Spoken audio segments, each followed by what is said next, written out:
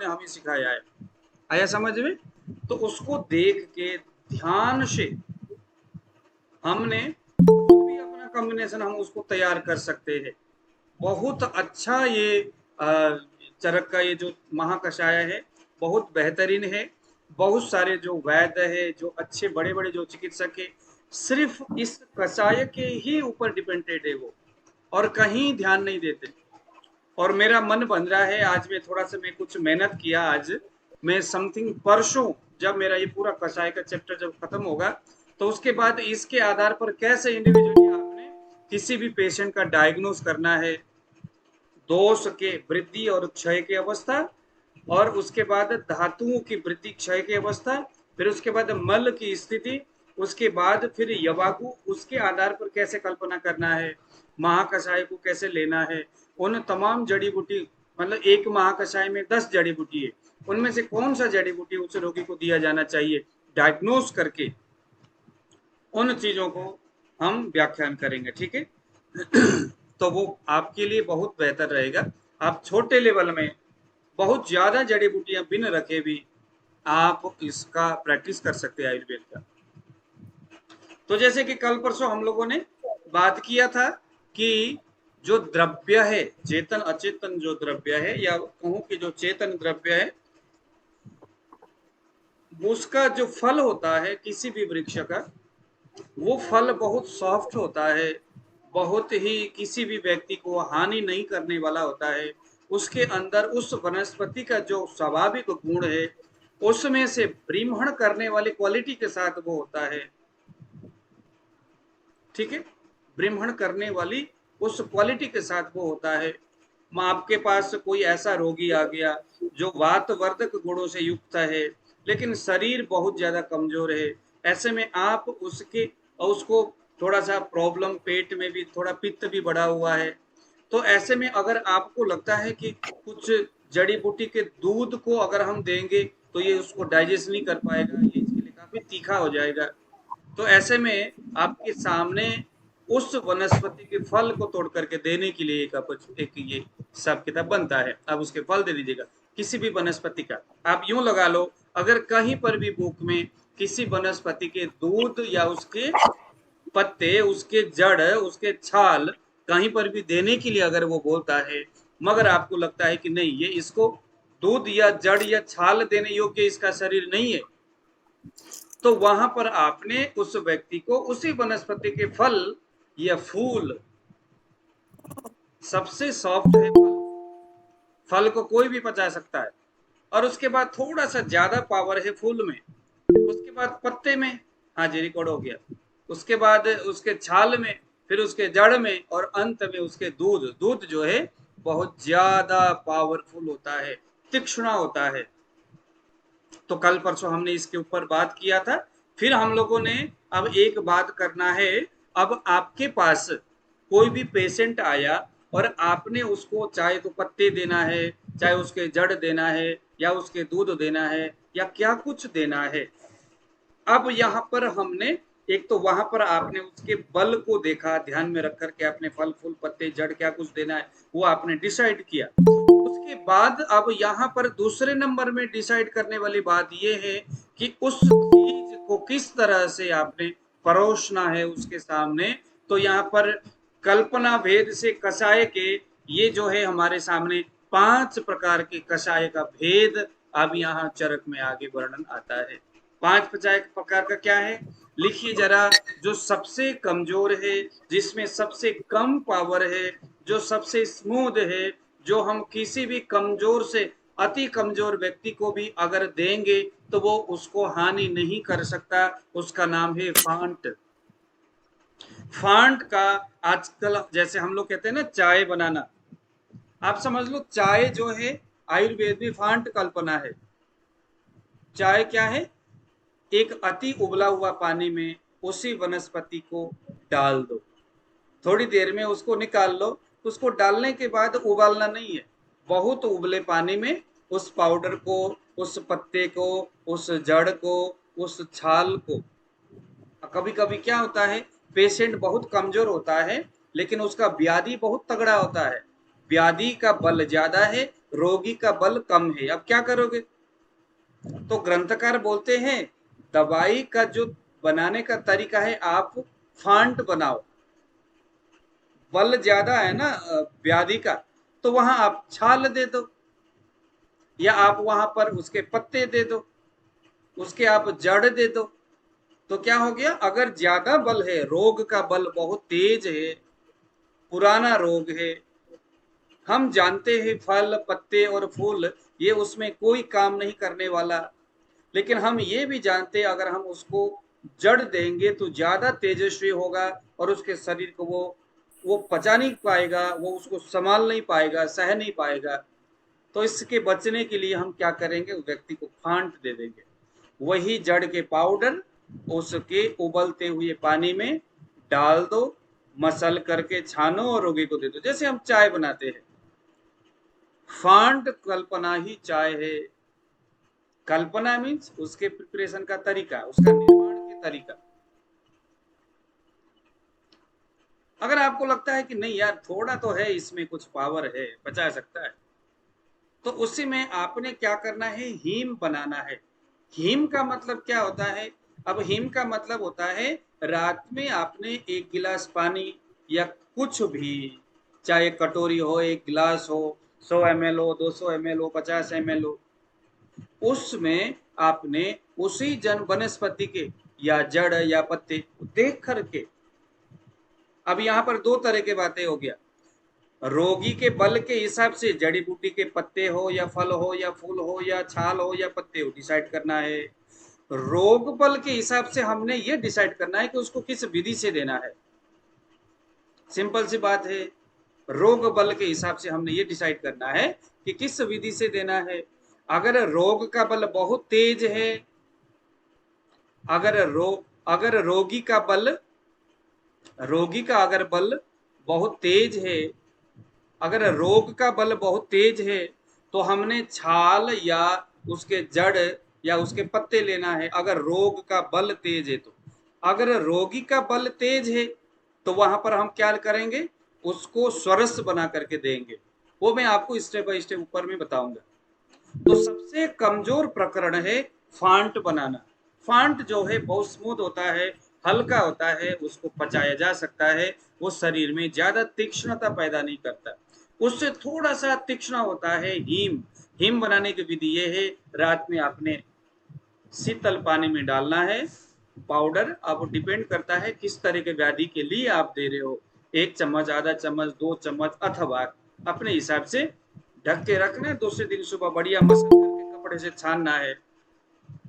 छानने के बाद जो जो क्वाथ या जो कषाय बोलेंगे इसको हम, ये सभी कषाय की कैटेगरी में आता है। 5 प्रकार के कषाय होता है, मधुर, अम्ल, कटु, तिक्त और कषाय। ये सभी कषाय है। ये लवण को यहाँ नहीं रखा गया है, क्योंकि कषाय यानी क्वाथ, जिसको निचोड़ के, जिसको कूट कर, जिसको पका करके, जिसको गला करके, जिसको उबाल करके रस निकाला जा सकता है। लेकिन लवण जो नमक होता है, उसको थोड़ा सा पानी में डाल दो तो मल्ट हो जाता है, पता ही नहीं चलता, वहां से क्वाथ निकलने का संभावना नहीं है। इसीलिए जो लवण रस है, जो नमकीन है, जो नमक है, उसको क्वाथ की कैटेगरी से बाहर निकाला। इसीलिए जो हमारा 50 जो हमारा महाकषाय है, अभी जिसके ऊपर हम बाद में डिस्कस करेंगे, वहां पर लवण का एक भी इंग्रेडिएंट्स नहीं है, क्योंकि वह कषाय नहीं है। इसीलिए जो 500 प्रकार के जो जड़ी बूटी के बारे में हम पढ़ेंगे, वहां पर नमक नहीं है, कोई भी प्रकार का नमक, इसीलिए क्योंकि वो कषाय के कैटेगरी में नहीं आता। हाँ जी, हैंड रेज किसने किया है? सर मुझे ये पूछना है, जो आपने पहले वाला बताया था ना, जिसके अंदर व्यक्ति बहुत ज्यादा कमजोर है और व्याधि बहुत बड़ी है, जिसमें आपने कहा था छाल लेकर के गरम गरम पानी में डाल देंगे, वो कितनी हाँ, देर के बाद छान करके दे सकते हैं? छाल को आप क्या कह रहे हो, आप फांट बनाना है या हिम बनाना है? हाँ, font font sir, font. Font तो उबला हुआ पानी में डालो, उसके बाद थोड़ी देर तक उसको रखो, बट ढकना नहीं है। थोड़ी देर में उसका रस जैसे आपको मालूम पड़ेगा कि भाई इसका, चाय जैसे भी उबाल करके देते कुछ लोग।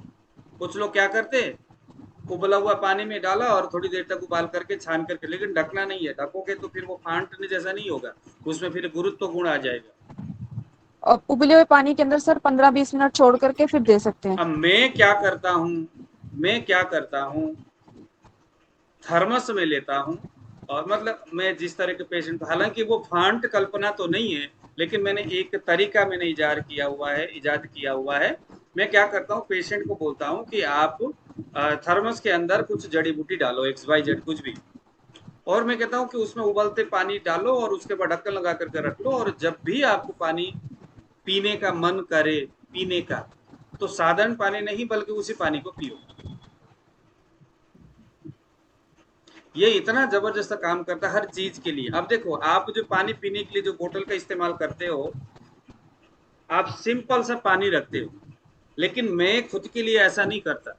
मेरे पास मुझे मेरे किसी स्टूडेंट ने मेरे को कुछ भेजा हुआ है, विजय सार का लकड़ी भेजा है, तो वो विजय सार में पानी में डालता हूँ, 1 घंटे के बाद लकड़ी को उठाता हूँ, पानी बिल्कुल बढ़िया होता है, उसको डाल देता हूँ थर्मस में उबाल करके, गर्म करके। बस दिन में जब भी मुझे कभी पानी पीने का मन करता है, उसी में से थोड़ा गर्म पानी निकाला और मैंने पी लिया। तो गुरुजी आप अभी लोग कल अब ही भी। मैंने अब सर उसमें थर्मस में ऊपर ढक्कन लगा रहेगा सर, फिर उस केस में कोई प्रॉब्लम नहीं है? नहीं नहीं कल ही नहीं। मैंने देखा है कल ही मैंने हाँ देखा जी। है विजय सार का ग्लास लकड़ी का। नहीं नहीं, वो विजय सर का जो लकड़ी होता है ना सर, वो क्या है, वो हाँ, पता नहीं है या नहीं, कंफ्यूजन है ना, वो लकड़ी है नहीं या नहीं। वो भी गुजरात के एक वैद्य हैं। ओके, जरा ठीक है। शांत रहो। गुजरात के एक वैद्य हैं, तो उन्होंने हमने सबसे पहले फांट के बारे में जाना था, है ना, फांट सबसे कमजोर पावर वाला है। उसके बाद आ गया हीम, जिसे हम शीत बोलते हैं, जिसको भिगो करके छान करके ठंडा करके, इसको गर्म नहीं, उबालना नहीं है, बस ठंडा ही करना है। तो शीत यानी हीम का प्रयोग कहाँ करेंगे, कितने भी प्रकार के जो पित्त से संबंधित जो व्याधि है, वहां पर ये हीम का प्रयोग किया जाता है। पित्त से रिलेटेड कोई भी व्याधि है, वहां पर आपको पित्त सामक जड़ी बूटियों का हीम बना करके आप प्रयोग कर लो, बहुत अच्छा काम करता है। ये हीम बना करके आप थर्मस में भी रख सकते हो, उसको कहो कि जब भी पानी पीने का मन करे वो हीम पियो, उबालना तो है नहीं, वहां पर ठंडा ही पानी रहेगा, आप बोतल में रख लो और उसी पानी को आप पीते रहो चाय की तरह। दूसरे नंबर में आ गया, उसको बोलते श्रित। श्रित यानी क्वाथ। अक्वाथ क्या चीज है, उबाल करके अब यहां पर जड़ी बूटी पानी में डालना है और उबालना है, उबालना है यहां पर। अब ये फांट से शीत से ज्यादा इसमें पावर होगा, और ये ज्यादा इसमें मारक गुण होगा। मारक का मतलब दोषों को मारने का गुण होगा, दोषों को पकाने का गुण होगा।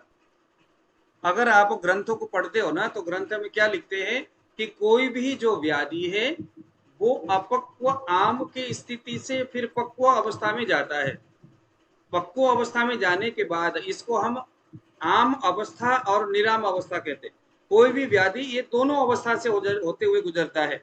आपके पास कोई भी रोगी आएगा, वो या तो आम अवस्था में आएगा या निराम अवस्था में आएगा। आम का मतलब है टॉक्सिन, जो कच्चा है, तो ग्रंथकार बोलते हैं कि पहले उसको पकाओ। किसको पकाओ, उस आम को, वो कफ वाला है या पित्त वाला है या वायु वाला है, या वो स्वेद है या वो मल है या वो मूत्र है या वो क्या है, क्योंकि मल भी इस अवस्था में होते हैं। धातु की अग्नि कमजोर हो जाए तो धातु से निकलने वाला जो मल है वो भी अपक्व अवस्था में होता है, तो वह भी मल जो है कि विकृत अवस्था में चले जाता है। तो बहुत सारे मल इंडिविजुअली कुछ व्याधि को उत्पन्न करता है। तो ग्रंथकार का स्पष्ट मानना है कि आपने अमुक अमुक व्याधि में ये देखना है कि यह अपक्व आम से युक्त है या पक्व आम से युक्त है। अपक्व आम आपका जब आप जीभ देखोगे तो स्पष्ट रूप से पता चलेगा। अगर पित्त का अपक्व आम है तो आपके जीभ में पीलापन, नीलापन ऐसा दिखेगा। अगर कफ वाला है तो एकदम सफेद चादर जैसा जीभ में दिखेगा, गंदा सा सफेद सफेद सा। अगर कफ पित्त वाला है तो वहां पर आपको कफ और पित्त के सिम्टम जीभ में दिखेंगे, थोड़ा सा सफेद, थोड़ा सा पीला, और बीच में थोड़े थोड़े लाल लाल से दाने। रस धातु में जीभ के निचले भाग में इस किनार में अगर दाने दाने से दिखे पीला पीलापन, एकदम रेडनेस लिया हुआ, इसका मतलब रस धातु की दृष्टि है।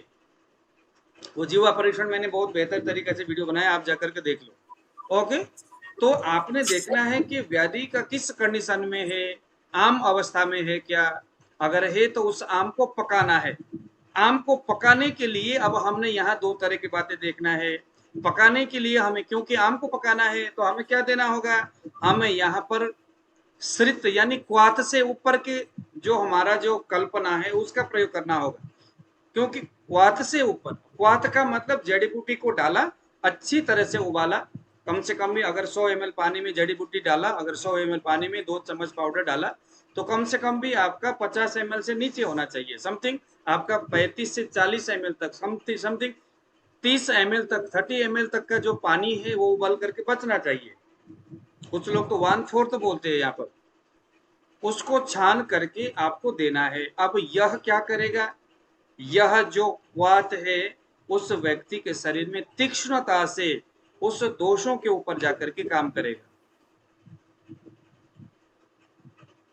अब यहीं पर तीक्ष्णता से तो देना है, जरूरी तो है, आम अवस्था में है, लेकिन लेकिन लेकिन दिक्कत यह है कि वो तीक्ष्ण द्रव्य उस व्यक्ति को हानि कर सकता है, लेकिन देना भी हमें तीक्ष्ण है।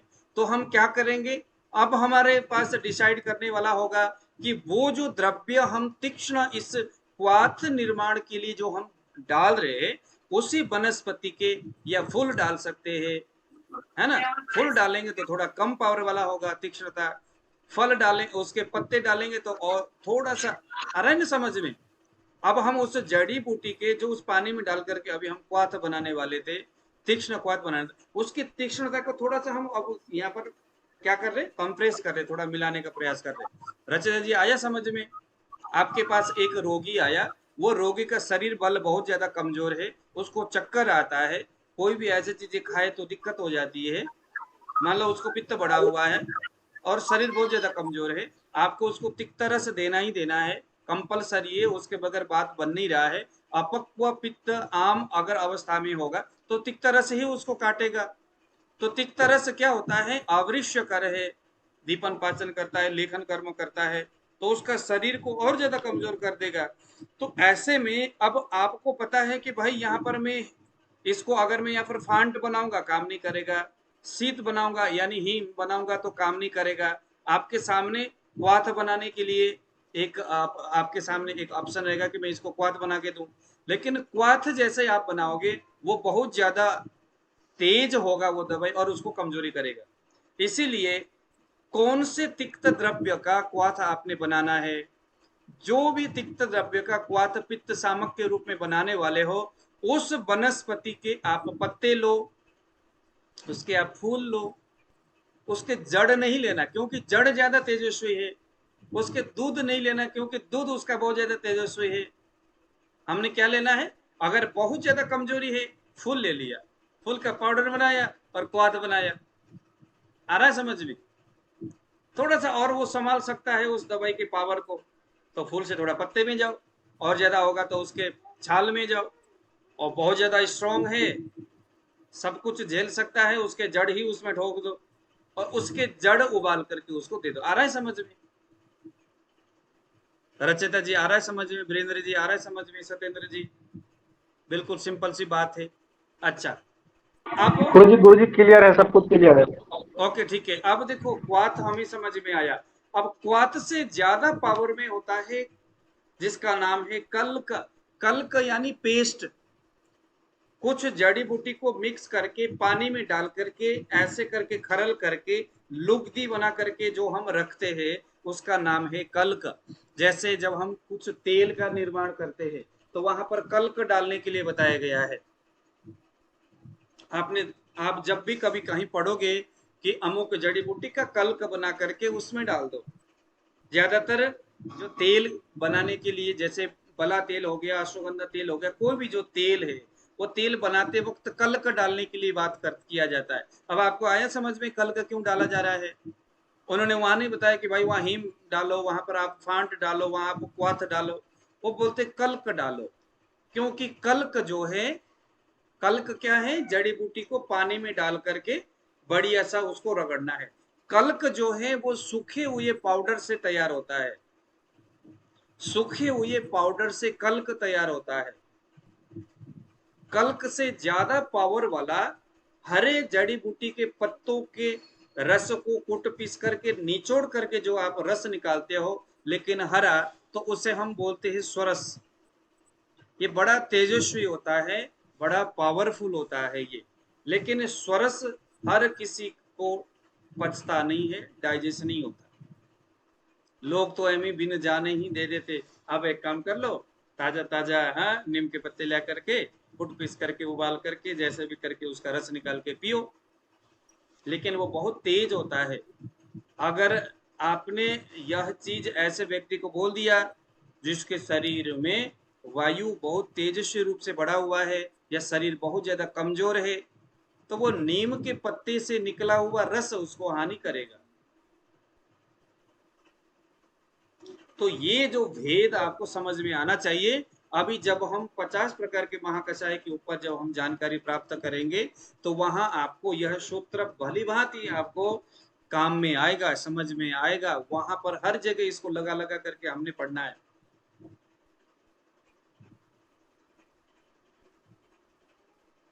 तो स्वरस का मतलब है किसी हरे ताजा जड़ी बूटी के कुट पीस करके जो निकला हुआ ताजा रस है, उस स्वरस से, जो बहुत तेजस्वी होता है, पावरफुल होता है। बड़े से बड़े जो गुल्म जैसे व्याधि हो, कैंसर जैसे व्याधि हो, इस तरह के व्याधि में रोगी के शारीरिक कंडीशन को ध्यान में रख करके हमें अब यहाँ न तो फांट देना है, न हीम देना है, न क्वाथ देना है, यहाँ सिर्फ हमने स्वरस देना है, लेकिन शरीर को ध्यान में रख करके। लेकिन अगर कृष्ण शरीर है, कमजोर है, मुश्किल से, या समझ लो कि व्याधि का बल भी बड़ा कम है, शरीर का बल भी कम है, व्याधि का बल भी कम है, तो जस्ट किसी उसी वनस्पति के फूल ले लो या पत्ते ले लो, उसका जस्ट हीम बनाओ या उसके फांट बनाओ, पिला दो। धीमे धीमे काम करेगा, इमीडिएटली काम नहीं करेगा, लेकिन धीरे धीरे धीरे धीरे ये क्या करता है। इसीलिए मैंने आपको बताया कि थर्मस में डाला, उबाल करके पानी को फांट बना करके रख दिया, थोड़ा थोड़ा करके दिन में आप उनको पिलाते रहो।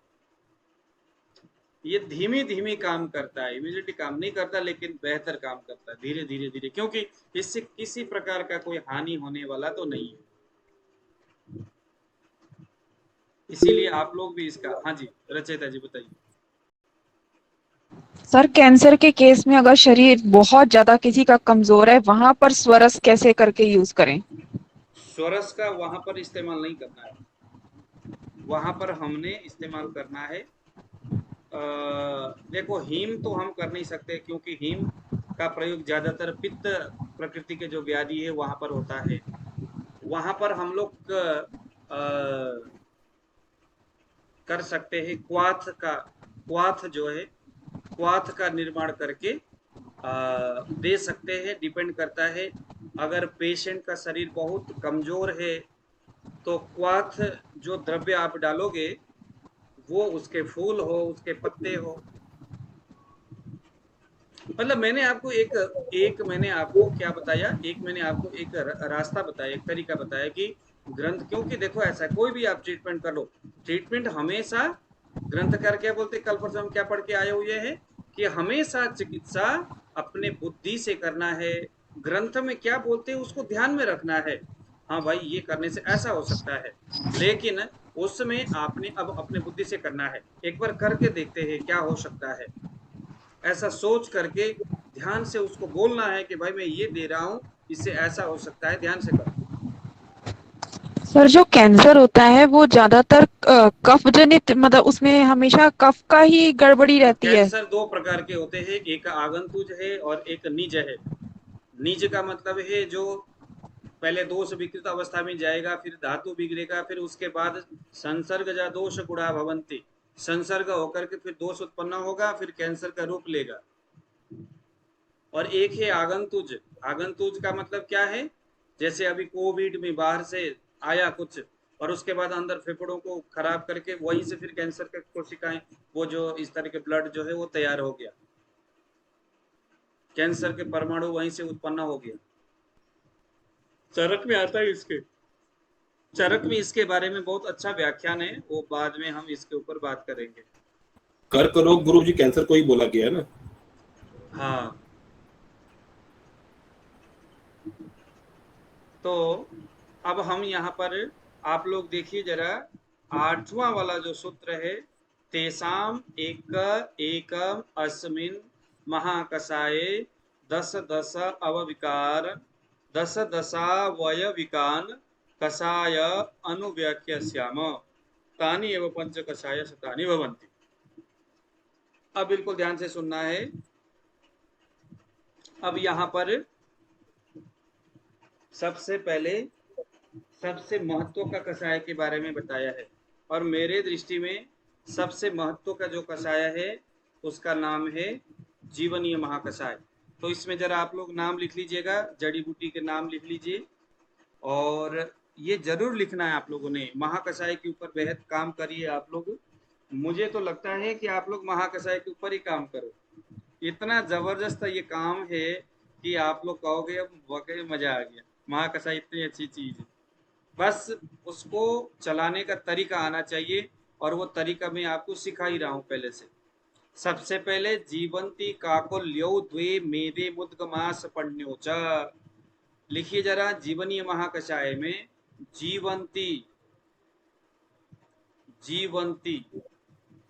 दूसरे नंबर में आ गया काकोली, काकोली मार्केट में अवेलेबल नहीं है, पता नहीं है काकोली दिखता कैसा है, ये दुर्लभ वनस्पति में आ जाता है। हालांकि लोग काकोली के करके कुछ न कुछ दिखाते हैं, लेकिन वही है ऐसा करके अभी तक कोई वो प्रतिनिधि द्रव्य के रूप में हो सकता है। काकोली के बारे में जैसा व्याख्यान ग्रंथ में बताया है हूबहू वैसे ही काकोली जैसे कुछ चीज तो दिखता है, लेकिन वो काकोली ही है ऐसा नहीं कह सकते। गुणों के आधार पर जो अश्वगंधा है वो काकोली के ही समान गुण वाला है, इसीलिए ज्यादातर लोग आजकल अश्वगंधा को काकोली कह करके इस्तेमाल करते हैं या काकोली की जगह में डालते हैं। तो लिखिए जरा, अब जो नहीं मिले उसके नाम ही क्या बोलना, जो मिल सकता है उसके प्रतिनिधित्व द्रव्य बोलते हैं इसको। प्रतिनिधि का मतलब है उस वनस्पति में जो गुण है हूबहू वही गुण उस दूसरे द्रव्य में हो और सर्व सुलभ हो, तो उसको प्रतिनिधित्व करने वाले द्रव्य बताया जाता है। तो पहले नंबर में जीवंती, दूसरे नंबर में काकोली, काकोली के जगह में आप लिखिए अश्वगंधा का प्रयोग होते हैं। दूसरे नंबर में क्षीर काकोली। अब यहाँ काकोली में दूध, उसको जब तोड़ते हैं तो दूध की मात्रा कम होता है, क्षीर काकोली में ज्यादा दूध की मात्रा होता है, उसके पत्ते में से दूध ज्यादा आता है। उसके जड़ को जब उखाड़ते तो भी कहते हैं कि उसके जड़ में से दूध निकलता है सफेद, उसके क्या बोलते हैं उसको, दूध जो होता है, इसलिए उसको क्षीर काकोली बताया गया है। तो क्षीर काकोली जो है उसको भी यहाँ अश्वगंधा ही क्षीर काकोली की जगह में इस्तेमाल होता है। मेदा, एक मेदा नाम का लकड़ी होता है, लेकिन कुछ लोगों का मानना है कि मेदा नाम का लकड़ी अब दुर्लभ नहीं है, मिल जाता है। मेदा लकड़ी इधर हिमाचल के साइड में जो जंगल, मैं लेके आया गुरु जी परसों मेदा लकड़ी। ओह क्या बात है, फोटो खींच करके डालिए अभी जरा मेदा। मैं उसका बना रहा हूँ, सुगंधित धूप बना रहा हूँ ना गौशाले के उससे जो है। अरे महाराज उसको सुगंधित दूध में मत लगाइए, जीवनीय महाकषाय बहुत जबरदस्त चीज है। ये जीवनीय महाकषाय सर कैंसर में काम करता है, अभी जो मैं जड़ी बूटी बता रहा हूँ। अगर आपने कैंसर के ऊपर काम करना है तो जीवनीय महाकषाय को अभी आप नोट कर लो, ध्यान से सुनिए। ये पर्याप्त मिलता है। हाँ जी, पर्याप्त मात्रा मिलता है। हाँ ठीक है, तो फोटो भेज देना है ना। तो अब यहाँ पर मेदा नाम का जो लकड़ी है अगर नहीं मिला तो शतावरी यहाँ पर मेदा की जगह में इस्तेमाल होता है। मेदा और महामेदा, महामेदा भी इसमें आता है, तो महामेदा में शतावरी उसमें भी इस्तेमाल होता है। अब ये मुद्ग पढ़नी मांस पढ़नी, मांस पढ़ने में अवेलेबल है, मिल ही जाता है, मुद्ग पढ़नी में मिल जाता है। और हालांकि मार्केट में जो मांस पड़नी के करके जो मार्केट में जो आता है वो काली माँ जो होता है उसके उसके जड़ से उखाड़ करके ले आते हैं बाजार में। मैंने देख लिया इनके नाटक जो है ना, इसीलिए बाजार के ऊपर डिपेंड मत रहिए। मांस पड़नी हर जगह खेतों में लगा हुआ रहता है। मांस पड़नी बाजार में काली माँ, जो काला वाला जो दाल होता है ना, उसके जड़ से उखाड़ करके लेकर के आते हैं लोग। तो मांस पड़नी वो नहीं है, जंगली जो दाल होता है वो मांस पड़नी होता है। दाल जैसा ही होता है ना, काली माँ के जैसे वृक्ष होता है उसके मतलब छोटे छोटे पौधे होते हैं। तो मांस पड़नी हो गया। और ऋषभक, जीवक और ऋषभक, तो विदारी कंद अब आजकल ऋषभक में मिलता नहीं है, या मिलता है सत्येंद्र जी? नहीं सुना है इसके बारे में। इसके बारे में नहीं सुना। अरे क्या सर? हाँ, तो जीवक और ऋषभक, किरण जी बताइए मिलता है कि नहीं? नहीं मिलता, इसको थोड़ा समझ में नहीं आ रहा सर, नहीं देखा उसको।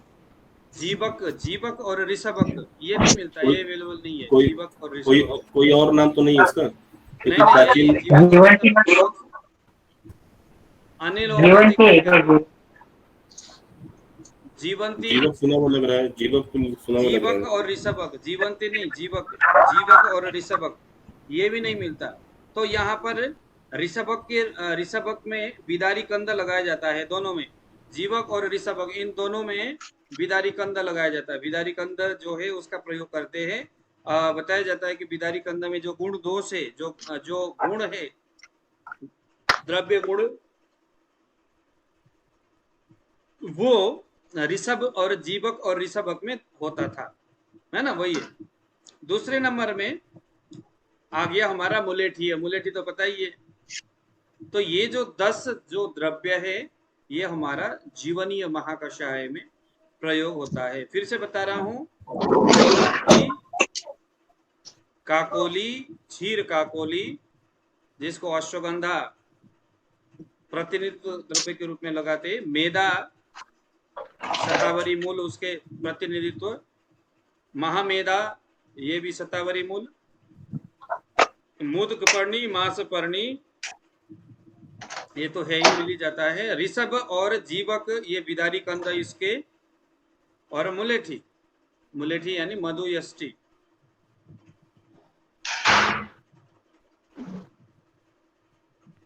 जीवनीय महाकषाय, जीवनीय महाकषाय जो है क्या है? जीवनीय यानी जीवन देने वाला, जो शरीर को, हर एक अर्गन को, हर एक ब्लड के जो कोशिकाएं हैं, जो हार्मोन्स है, जो प्राण है, हमारे जो प्राण शक्ति है, जो उसको जीवन देता है, यानी उसके नवीनीकरण होने में जो सहयोग करता है। जैसे कोई आदमी, प्लीज सभी लोग अपने ऑडियो को बंद करिए। जैसे कोई आदमी, प्लीज चंद्रकांत पाटलाची ड्रायव्हरला मी शिव्या दिल्या.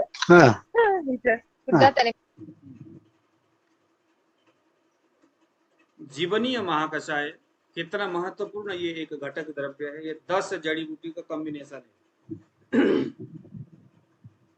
जीवनीय महाकषाय का प्रयोग हमने वहां पर करना है जहां आपको लगता है कि इस व्यक्ति के ब्लड में ऑक्सीजन की कमी है, हीमोग्लोबिन की कमी है,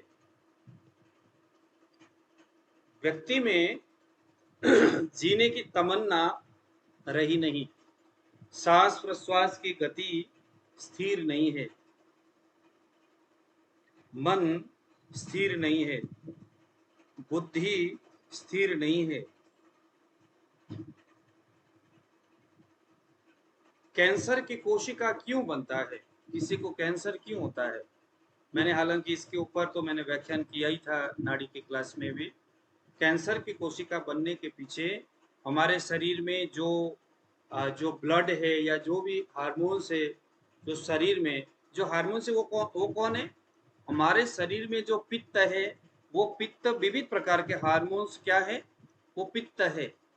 वो उत्पन्न होता है और होकर के किसी कार्य सिद्धि के लिए कहीं ना कहीं, देखो, रक्त धातु को पचन करने का जो एक प्रकार का जो द्रव है, जो रक्त को पचन कर रहा है, जो मांस को पचन कर रहा है, जो मेद को पचन कर रहा है, सभी में जो अग्नि क्रियाएं शरीर के अलग अलग अलग अलग ऑर्गन में, अलग अलग पार्ट में जो पाचन क्रिया हो रहा है, वो सभी क्या है, एक प्रकार का सभी हार्मोन्स है,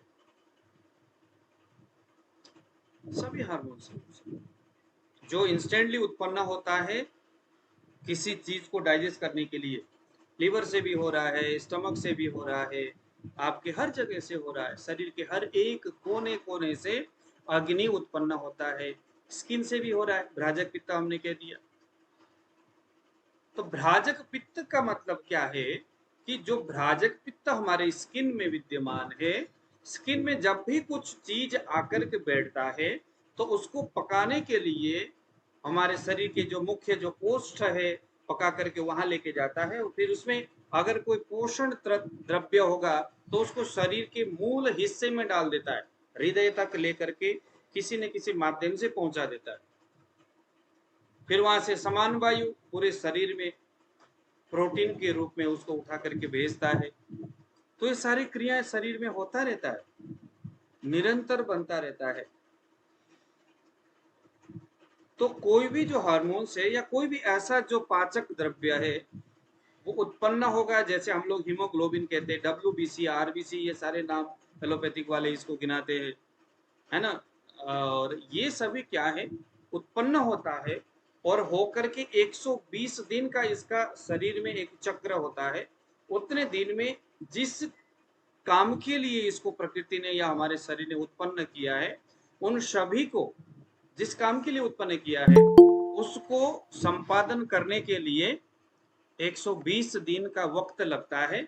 और सारा घूम करके वो कहां से उत्पन्न हुआ है, ज्यादातर लीवर में उत्पन्न होता है।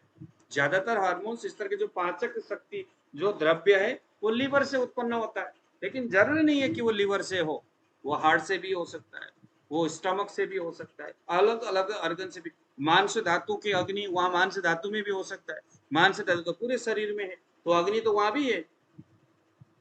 तो शरीर के हर एक परमाणु लेवल तक अग्नि का निवास है, हर जगह। जहां पर द्रव्य है, जहां पर पदार्थ है, वहां उसके बगल में अग्नि है। तो समस्त जगह में अग्नि है, आंखों के सामने है, कान में है, हर जगह है। हमारे जो स्किन 120 दिन के बाद पूरा चेंज हो जाता है, हमें मालूम नहीं पड़ता, लेकिन शरीर के अंदर वो क्रिया अनवरत रूप से चलता रहता है। कैंसर में क्या होता है, एक चीज उत्पन्न हुआ किसी कार्य सिद्धि के लिए और जाकर के उत्पन्न होकर के 120 दिन के बाद समथिंग लीवर में या स्प्लीन में जाकर के विलय हो जाता है, और उसके जो परमाणु वो टूट जाएंगे यानी बिखर जाएंगे। वो क्या होगा, डिस्ट्रॉय होगा, वो लय होगा उसका। हर जो परमाणु उत्पन्न होता है वो एक दिन लय होता है, कंपलसरी। प्रकृति बोलता है कि लंबे समय तक आप रह नहीं सकते। हमारे यहाँ पर देखो, हिरण्याक्ष और हिरण्यकशिपु, इन्होंने ब्रह्मा जी को कहा कि महाराज ऐसा है, हमें कुछ नहीं चाहिए, अरे हम तो बड़े संपन्न हैं, हमें बस अगर आप कुछ आशीर्वाद देना चाहते हो तो एक ही ये आशीर्वाद दे दो कि हम अजर अमर हो जाए। यही मांगा था ना ब्रह्मा जी को। तो ब्रह्मा जी ने कहा कि महाराज मैं तो खुद ही अमर नहीं हूं, तो जो खुद अमर नहीं है वो आपको कैसे अमर होने का वरदान दे सकता है। इसके अलावा कुछ भी आप जो मांगोगे वो हम देंगे। फिर आपको उसके बाद तो आपको पता ही है कि उन्होंने फिर कई सारे ब्रह्मा जी को कहा कि मुझे मेरा मृत्यु यहाँ भी ना हो, बाहर भी ना हो, भीतर भी ना हो, आसमान में ना हो, दिन में ना हो, संध्या में भी ना हो, सूर्य उषा काल में भी ना हो, इंसान से भी ना मरो, इससे भी ना मरो, कुछ छोड़ा ही नहीं उसने। फिर सोचता ब्रह्मा जी जरा सोचने दो, मैं कहीं छोड़ तो नहीं गया कोई। हाँ, घंटों लगा करके महाराज, हाँ याद आ गया मुझे, आप में जो है ना, कोई जानवर भी मुझे न मारे, कोई मच्छर भी मुझे न मारे, मतलब जितना उसके दिमाग में था सब कुछ उसने बोला, सब कुछ बोल दिया उसने।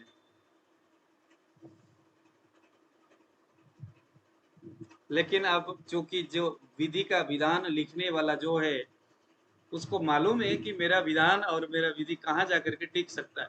जैसे ये नेता लोग होते हैं ना, जब इनको कोई कानून बनाना होता है तो ये ध्यान देते हैं कि भाई कानून के बीच में कुछ एक जो पजल क्या बोलते हैं उसको, ऐसा करके घुमा करके बाहर एक पूंछ निकलने का होता है, लिखा हुआ होता है ना पेपर में भी। हाँ जी, अब आप पेन से ऐसा करके जाओ, अंदर घुस जाओ, अंदर बॉल तक अपना उंगली ले जाओ। तो हम लोग प्रयास करते हैं ऐसा घूम करके। तो ऐसे वो कानून में भी होता है कि भाई हम लोग अंदर जाके सेंधमारी करके बाहर निकले, किसी को पता न चले उसी कानून से, लेकिन कोई दूसरा अंदर जाके सेंधमारी ना कर सके। तो विधि के विधान बनाने वाले को सब पता होता है, सब तरीका से करते ही है। इसीलिए हमारा जो शरीर है, उस शरीर में भी क्या होता है कि सब कुछ कार्य सिद्धि हो जाने के बाद स्प्लीन में और लीवर में जाकर के 120 दिन के बाद डिस्ट्रॉयर होता है, और डिस्ट्रॉयर होकर के उसके जो परमाणु है वो बिखर जाते हैं, फिर वो मल में जाकर के मिक्स होता है और वो शरीर से बाहर निकलता है। कभी मल से, कभी मूत्र से, कभी धातु के मल होगा, या कभी आंख से, कभी नाक से, कभी दांत से, अलग अलग जगह से वह चीज शरीर से पसीना के माध्यम से बाहर निकलता है। लेकिन वो निकलेगा तभी जब उसके अंदर मृत्यु होगा, जब वो जो परमाणु जब डिस्ट्रॉयर होगा तभी ये संभव है कि वो शरीर से बाहर निकले। क्योंकि जीवित अवस्था में वह चीज शरीर से बाहर आ नहीं सकता, बाहर आने के लिए मरना पड़ेगा। लेकिन कैंसर की कोशिका में वह मरना भूल जाता है। 120 दिन का चक्र हो गया पूरा, लेकिन उसमें कुछ ऐसा हो गया, उसका डिस्ट्रॉयर नहीं हो पा रहा है, उसके जो परमाणु है वो बना ही रहा है, अभी तक टूटता नहीं है। जब नहीं टूटता और लंबे समय तक शरीर के किसी एक कोने में पड़ा रहेगा, तो शरीर के हमारे जो WBC हो गया, उसको बड़ा होता है कि यार ये यहाँ क्यों बैठा हुआ है, क्योंकि शरीर का सबसे बड़ा सैनिक है ये WBC। उसको होता है कि यार ये यहाँ है कौन, ये हिलचिल नहीं कर रहा है, चलता नहीं है, एक्टिविटीज है नहीं, एक जगह पड़ा पड़ा सा बैठा हुआ है। तो WBC जाकर के उसको थप्पड़ मारता है, उसको मारने का प्रयास करता है। हमारे शरीर में जितने भी बाहर से आने वाले वायरस हो, कीटाणु कोई भी हो, तो सबसे पहले तो WBC जाएगा उसको हमला करने के लिए। तो WBC कहता है यार शरीर के अंदर पता नहीं कब से पड़ा हुआ है और अंदर पड़े पड़े सड़ने की तैयारी कर रहा है, लेकिन मैं जाकर के इसको मैं जो है कि बाहर निकालने का प्रयास करता हूँ, लेकिन ये मरता ही नहीं है, डिस्ट्रॉयर नहीं होता, परमाणु रूप है ये। चक्कर क्या है? तो फिर उसके बाद कैंसर के देखने जा रहा, प्रारंभ में उसको बड़ा तेज बुखार आता है। शरीर चाहता है ना, शरीर चाहता है कि ये निकल जाए, लेकिन वह जो परमाणु है, क्योंकि मृत कोशिका तो है नहीं, हाँ इतना है कि उसका जो काल चक्र है वो समाप्त हुआ रहता है। अब बस वहीं पड़े पड़े, क्योंकि प्रकृति का नियम है, चाहे वो जीवित हो चाहे वो मृत हो, उसमें संस्कार तो होगा, उसमें कर्म होंगे, उसमें विकृति होगा, या तो विकृति होगा या प्रकृति होगा।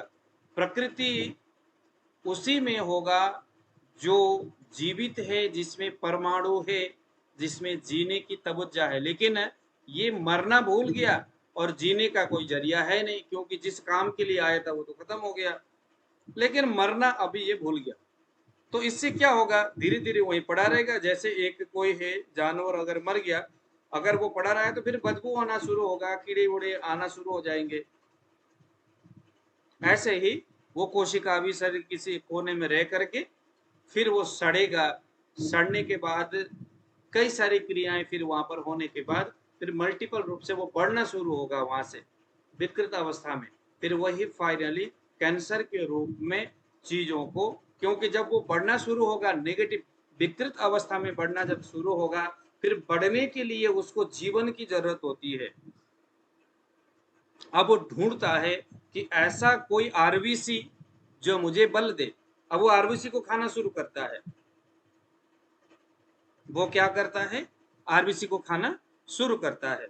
यानी कि हमारे ब्लड में जो नवीनीकरण है, जो रंजक पित्त जिन्हें हम कहते हैं, उस रंजक पित्त को पकड़ करके थोड़ा सा लंबी लंबी सांस लेने का प्रयास करता है। वो कोशिका बेचारा RBC दुखी हो जाता है, वो पकड़ रहा है, उधर से मल्टीपल बढ़ रहा है और यहाँ से जितना वो बढ़ेगा उतना इधर से RBC को खींच रहा है। इधर से वो जीवनीय शक्ति हमारे ब्लड में जो है वो खत्म हो रहा है। तो ऐसे कंडीशन में जो ये जो है हमारा जीवनीय महाकषाय, उस एक तो आरबीसी को जीवन देगा, उसको कहेगा कि आप घबराओ नहीं, डब्ल्यूबीसी को कहेगा कि आप घबराओ नहीं, ये जो है हम इसको संभालेंगे। और उस कोशिका जो मरना भूल गया है, जिसका जीवन चक्र समाप्त हो चुका है, यह जीवनीय महाकषाय उसके अंदर जाकर के चेतना देने का कार्य करेगा। क्यों? क्योंकि वह उस परमाणु में, उस रक्त के परमाणु में एक ही गलती ये हो गया कि उसके अंदर चेतना शक्ति गायब हो गया। जैसे मिर्गी की केस में क्या होता है, बुद्धि और मन, इन दोनों का संबंध जब विच्छेद हो जाए तो बेहोशी हो जाती है और दौरा आता है। तो ऐसे ही हमारे शरीर के भी प्रत्येक टिश्यू लेवल में, प्रत्येक ऑर्गन में, प्रत्येक रक्त में, हर किसी में भी उसमें चेतना है, सब में चेतना है, हर किसी में, हर एक छोटे से छोटे परमाणु में भी इंडिविजुअली चेतना है। तो उसी चेतना के न रहने से या नष्ट होने से वो कैंसर के परमाणु के रूप में वो उभर रहा था और मल्टीपल हो रहा है। अब ये जीवनीय महाकषाय उसको अगर आप देंगे लंबे समय तक, लेकिन देने का तरीका मैंने आपको बताया किस तरह से देना है। जीवनीय महाकषाय में जो जड़ी बूटी है, उसके पत्ते देना है, फल देना है, फूल देना है, छाल देना है, दूध देना है, जड़ का छाल देना है, समूचा जड़ देना है। उसके बाद उसको फांट करना है, हिम करना है, क्वाथ करना है, स्वरस करना है। वो देखो अभी मैंने आपको बताया, उस हिसाब से आप उसको देते रहो। तो क्या करेगा ये, सबसे पहले यहाँ जीवनीय महाकषाय उस चेतना विहीन उस रक्त परमाणु के अंदर जाकर के उसको चेतना देने का काम करेगा। क्योंकि यह जीवनीय महाकषाय है। जीवन वही है जहां चेतना है, चेतना रहित जीवन नहीं है, मृत्यु है फिर वो। इसीलिए चरक ने, सुश्रुत ने भी, भागवत ने भी जीवनीय महाकषाय सबसे पहले रखा है, क्योंकि वो जानते हैं जीवन ही महत्वपूर्ण एक हिस्सा है। चाहे वो व्यक्ति के लिए हो, चाहे वो वनस्पति के लिए हो, चाहे वो हर एक परमाणु लेवल में हो, हर जगह जीवन की जरूरत है।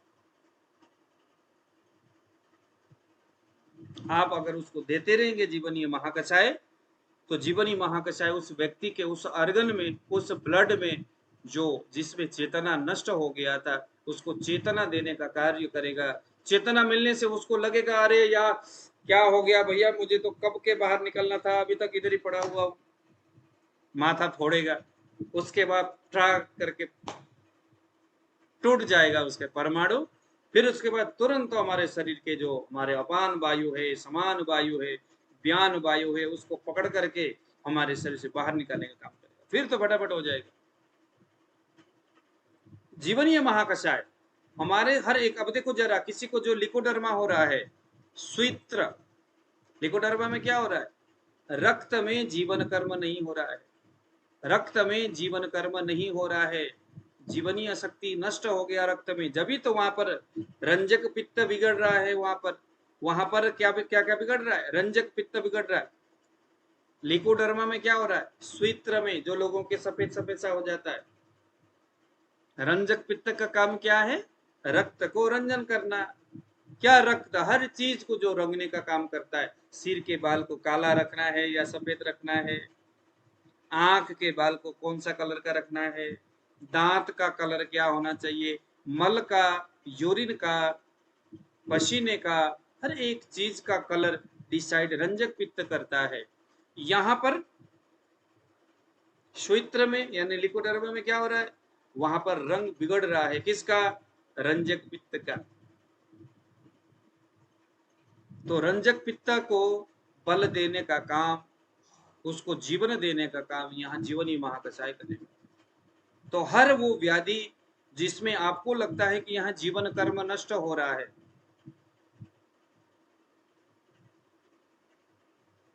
हर वो व्याधि, वहां पर हमें जीवनीय महाकषाय, इसके ऊपर मैंने ब्लॉग लिखा हुआ है, आप लोग जाकर के पढ़ सकते हैं, मैं यहाँ पर निकालूंगा, है ना। आप लोग लिखिए जरा जीवनीय महाकसाय।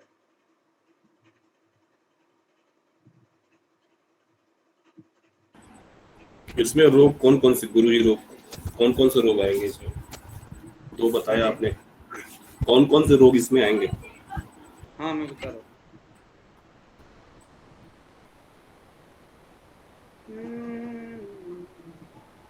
आजाद जी, हाँ जी, कैंसर का जैसे रोगी है, लास्ट स्टेज है उसकी, तो उसमें भी ये काम करेगा कि नहीं करेगा? बिल्कुल बिल्कुल बिल्कुल जीवनीय महाकसाय दे दो। देखो, एक तो यहाँ पर जीवनीय महाकसाय प्राणातन का जीवन करता है। ये हमारे शरीर में जो 10 प्राणायतन है वहां पर ये बेहतर काम करेगा। हमारे शरीर में जो षड इंद्रियों का प्रसादन करने का काम करेगा, इंद्रियों का प्रसादन करने का काम करेगा। किसी के बुद्धि की कमी है, आंख से प्रॉपर देख नहीं पा रहा है, जीवा से प्रॉपर स्वाद का आस्वादन ले नहीं पा रहा है, तो जीवनीय महाकसाय उनको जीवन देने का काम करता है। क्योंकि शरीर का कोई भी अर्गन, किसी बच्चे का जन्मजात होगा तो भी उसमें काम करेगा? बिल्कुल करेगा, क्यों नहीं करेगा। लेकिन यहाँ पर अब देखो ऐसा है कि अगर यहाँ पर काकोली, क्षीर काकोली भी हो, रिद्धि सिद्धि सारा हो, हाँ, ऋषभक जीवक हो, अगर ये प्रॉपर हो तो बिल्कुल काम करेगा। सबसे बड़ी बात ही यह आयुष्कर है। आयुष्कर मतलब जो जीवन देता है, आयु को सुरक्षित रखने का काम करता है। अवेस्कुलर नेक्रोसिस में भी बेहतर काम करता है। और अगर किसी का डीजेनरेटिव चेंजिंग हो रहा है, डीजेनरेटिव चेंजिंग हो रहा है, तो वहां पर भी बेहतर काम करता है।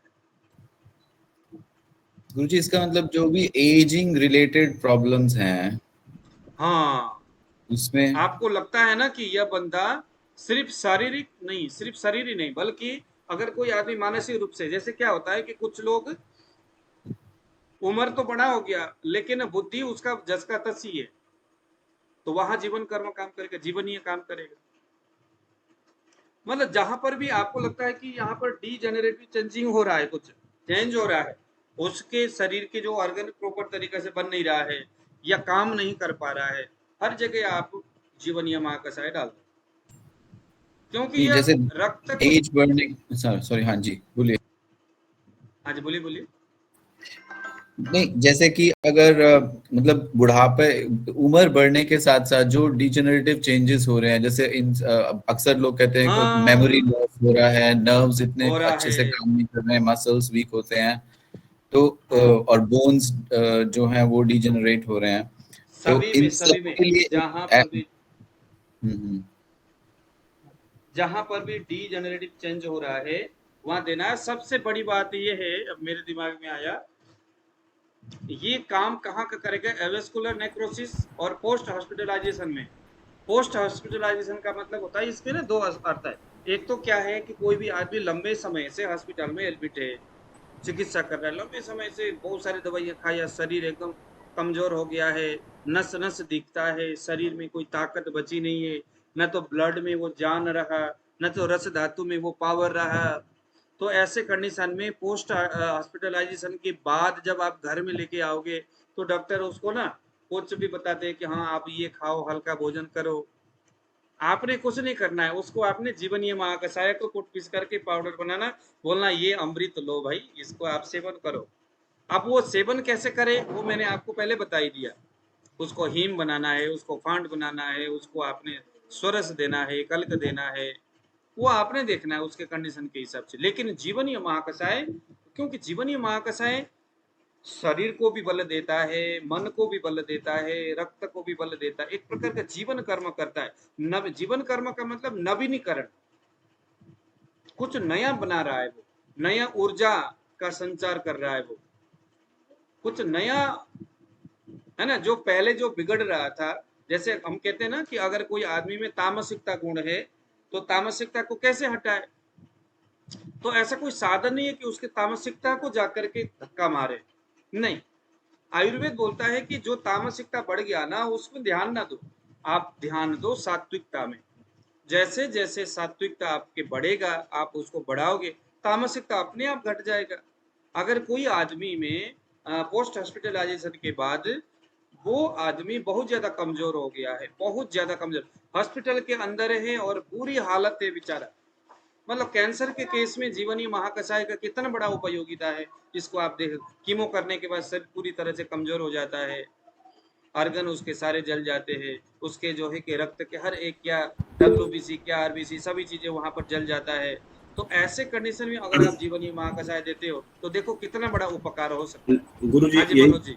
यही पूछना चाह रहा था मैं आपसे कि जब कीमो होता है, अभी एक पेशेंट मेरे हैं, उनका कीमो अभी एक हफ्ते बाद से स्टार्ट होने वाला है, तो ऐसे बहुत से भी रहे, तो कीमो में ये जो सेल्स आपने बताया जो कि निकलना बाहर भूल जाते हैं, क्या इस पे अटैक करते हैं, वो उसको निकालने के लिए काम करते हैं? भाई साहब लेकिन देखो, लेकिन मैंने इसको देखा साथ हुआ में है। अच्छे सेल्स भी मर जाते हैं या इम्यूनिटी खत्म हो जाती है, बाल झड़ हाँ जाते हैं। हाँ, तो वहां पर आपने क्या करना है, वहां पर आपने, जैसे मैंने कल परसों हम लोग पर देखो, इसलिए तो चरक संहिता आप लोगों ने एक दिन का भी मिस नहीं करना। चरक संहिता मैं इसीलिए सामने रखा हुआ हूँ क्योंकि मैं तो अष्टांग हृदय भी पढ़ा सकता था, आपको मैं बहुत सारे बुक पढ़ा सकता था, लेकिन चरक एक ऐसा बुक है, अगर इसको हम इसी तरह से रोज डिस्कशन करेंगे और रोज इसको पढ़ेंगे ना, तो आप कहोगे उछलोगे, और इतना उछलोगे कि दीवार का ऊपर का छत आपके सिर पे लगेगा। इतनी, मतलब कहने का मतलब इतना बढ़िया होगा ये चीज, चरक पढ़ने के बाद एक चिकित्सक बड़ा प्रफुल्लित हो सकता है, लेकिन पढ़ना इसी हिसाब से होगा। ऐसा नहीं गुड़ करके निकल गए, नहीं, पेपर की तैयारी हमने नहीं करना, हमने इसके एज इट इज जो चरक जिस तरह से बताना, सिखाना, समझाना जाता है, उस हिसाब से हमने सीखना है। तो उतारना है जीवनीय वो। महाकषाय कैंसर में कैसे देखना है, देखो कैंसर में कैसे देना है। मान लो कि कोई आदमी पोस्ट हॉस्पिटलाइजेशन के बाद या कीमो करने के बाद क्रिश हो गया, घर में आ गया, डॉक्टर ने कहा, क्योंकि एक बार कीमो करने के बाद दोबारा भी कीमो करना पड़ सकता है। तो अब हम क्या करेंगे, उस व्यक्ति को हम जीवनीय महाकषाय के सारे जड़ी बूटी का काढ़ा बना करके हम उसका, जो हमने उधर उस दिन हमने क्या बोलते हैं उसको, जो बनाने के हमने बताया था ना, जैसे यवागु। यवागु, अब यवागु बना करके दे दो उनको, यवागु बनाओ, या तो पेया बनाओ या तो मंड बनाओ, वो उसके हिसाब से, मंड वाला रोगी है या पेया वाला है या यवागु वाला है, कौन सा वाला रोगी है। अब वो कंडीशन तो है ही, ऐसा तो है नहीं कि सभी को एक तरह से देना है, लेकिन चूंकि हम तो पढ़ते हुए आए हैं कि किस कंडीशन में यवागु है, किस कंडीशन में क्या कहते हैं आपका पेया है, किस कंडीशन में आपका मंड है। तो 10 ये इसका जड़ी बूटी सारा लिया और उसका बना करके रोगी को दे दो, फिर देखना जरा, अगर स्वित्र रोग आता है, कोई भी लिकोडर्मा वाला आता है, तो वहां पर भी आप ये दे दो।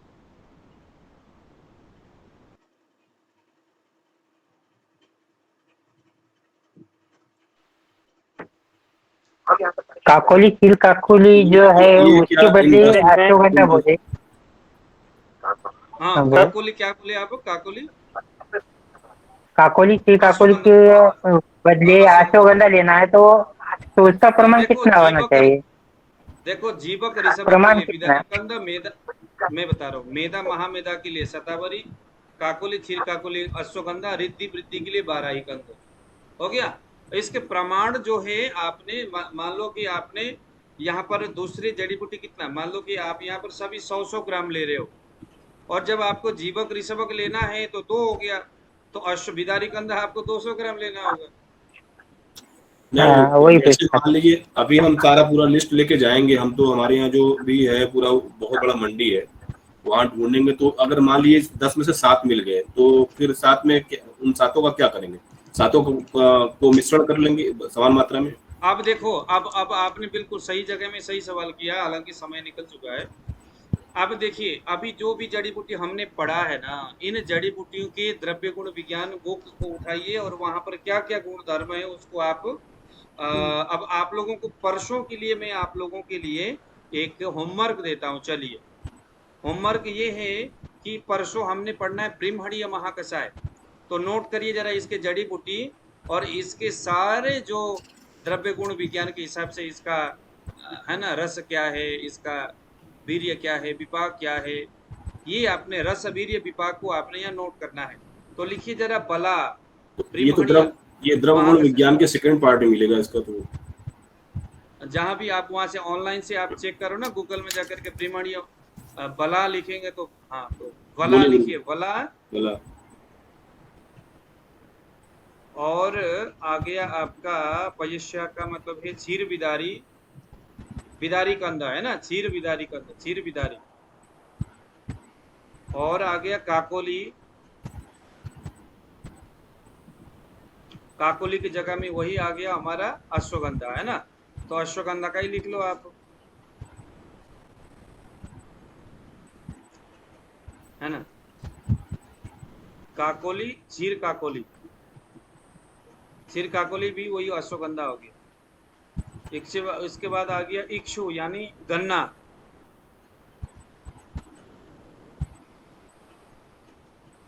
गुरुजी गन्ना गन्ना हाँ गन्ना, इक्षु इक्षु।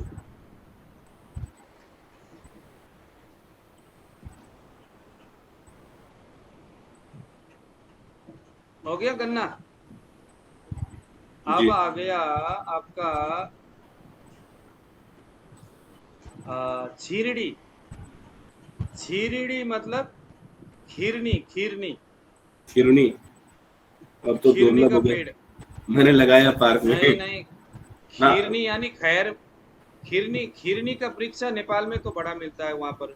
नहीं, मेरे घर में था गुरुजी, छोटा छोटा, इतना बड़ा पीला पीला फल होता है उसका। ये इतने हाँ, बड़े। खीरनी का जो है बचपन ना, में उसके खूब खाया। बीज जो होता है, उसके जो छाल है ना, उसका खैर जो है, छाल खैर सर, हाँ जी, खैर है क्या? नहीं, खैर नहीं है, अलग होता है, ये फल होता है खेत में। गुरुजी खीरनी और खैर एक ही है, अलग अलग हैं? अलग अलग है। अलग अलग है। इसमें खैर भी लिखना है क्या? हाँ जी, इसमें खैर भी ऐड करना है क्या गुरुजी? एक सेकंड में यहाँ से मैं निकाल रहा हूँ।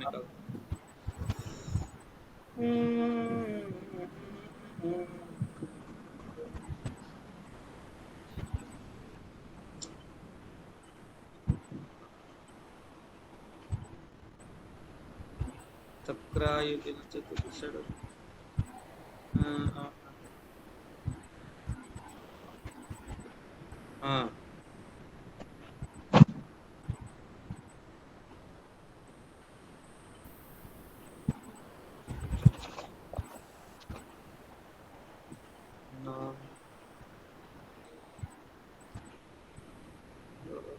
जीवनिया, इसमें आ गया। तो एक तो हो गया बिदारी, क्षीर बिदारी हो गया है ना। ब्रह्मणीय में लिखिए जरा छीरड़ी, छीरड़ी यानी क्षीर बिदारी। राजक शव यानी दुग्धिका बोलते हैं उसको, राजक शव, दुग्धिका, दूधिया बोलते हैं जिसको हम, दूधिया, दूधिया घास नहीं बोलते हम लोग, दूधिया घास पता है आप लोगों को? दूधिया घास जो खेतों में होता है और उसके ऐसे चौड़े चौड़े पत्ते, दूधी घास जिसको मैंने बताया था आपको। जी जी, हमारे खेत में है गुरुजी। उसके बाद आ गया बला, बला, बला मीन्स खरेटी। फिर आ गया काकोली और छील बला काकोली। मतलब क्या? इन बला सभी मतलब को क्या? बला, बला एक वनस्पति होता है। खरेटा, खरेटा नहीं बोलते, खरेटा, खरेटा, बला। अच्छा, एक मैंने पार्क में लगाया है गुरुजी, अति बला, वही है क्या? हाँ, वो कंगी, अति बला, बला, कंगी हो, हाँ कंगी ऐसा होता है। हाँ वो बला, कंगी, बला। हालांकि कंगी और खरे बला में थोड़ा अलग अलग ही होता है, लेकिन दोनों एक ही तरह के प्रजाति वाले। बला हो गया काकोली, छीर काकोली, काकोली, छीर काकोली। और वाटिया यानी का मतलब श्वेत बला, भद्रौदनी यानी पित्त बला, भारद्वाजी यानी वन कपास, पयस्या यानी बिदारी कंद। नोट करते जाइए। गुरुजी आराम से लिखा नहीं गया गुरुजी। श्वेत वाला के बाद बता दीजिए गुरुजी। श्वेत वाला के बाद एक तो हो गया बिदारी, क्षीर बिदारी हो गया, क्षीर लता यानी क्षीर बिदारी हो गया, क्षीरणी। दूसरे नंबर में दुग्धिका हो गया, वही दूधी। तीसरे नंबर में बला, फटाफट लिख लो ना, तीसरे नंबर में बला। चौथे में काकोली, पांचवें में क्षीर काकोली, छठे में वाट्यानी यानी श्वेत बला, छठे में श्वेत बला, सातवें में पीत बला भद्रौदिनी पीत बला, आगे आ गया भारद्वाज यानी वन कपास, उसके आगे पयस्य यानी बिदारी कंद, उसके आगे ऋष्यगंधा यानी विदारा। तो ये हमारे हो गए ब्रह्मणीय महाकषाय। अब आप लोगों का काम ये है, परसों जब आप लोग आओगे तो सभी लोग इन जड़ी बूटियों के, हालांकि मेरे वेबसाइट में पड़ा हुआ है सारा, मैंने वो सारा लिख करके रखा हुआ है, लेकिन आप लोग भी छोटा सा होमवर्क करिए और ये जो जड़ी बूटी है इसको, इसके गुण धर्म क्या क्या है उसको सारा आप लोग नोट करिए। उसके बाद फिर हम फिर पढ़ेंगे